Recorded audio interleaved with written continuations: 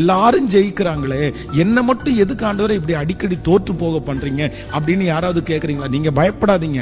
நீங்க அடிக்கடி தோற்று போவதற்கு காரணம் உங்க இருதயத்தை கர்த்தர் பலப்படுத்துறாரு, உங்களை ஸ்ட்ராங் பண்றாரு.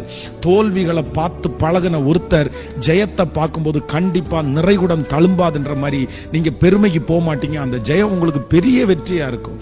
ஆனா இன்னொரு விஷயம், சிலர் என்ன பண்ணுவாங்கன்னா அவ்வளவு ஜெயிச்சுட்டே வருவாங்க, ஒரு தோல்வியை பார்த்த உடனே இவங்களால அடுத்த ஸ்டெப் எடுத்து வைக்கவே முடியாது. ஆண்டவருடைய பிள்ளைகளுக்கு கண்டிப்பா இதுல நீங்க ஒரு ஞானத்தை கர்த்தரிடத்துல கேட்கணும்.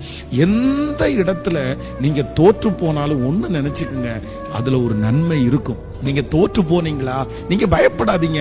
உங்களை ஜெயிக்க பண்றதுக்கு ஆண்டவர் வல்லவரா இருக்கிறார். வேதம் சொல்லுகிறது, நீதிமான் 7 தரம் விழுந்தாரும் 7 டைம்ஸ் நீங்க ஃபெயிலியர் ஆனாலும் 70 டைம் நீங்க ஃபெயிலியர் ஆனாலும் உங்களை மறுபடியும் தூக்கி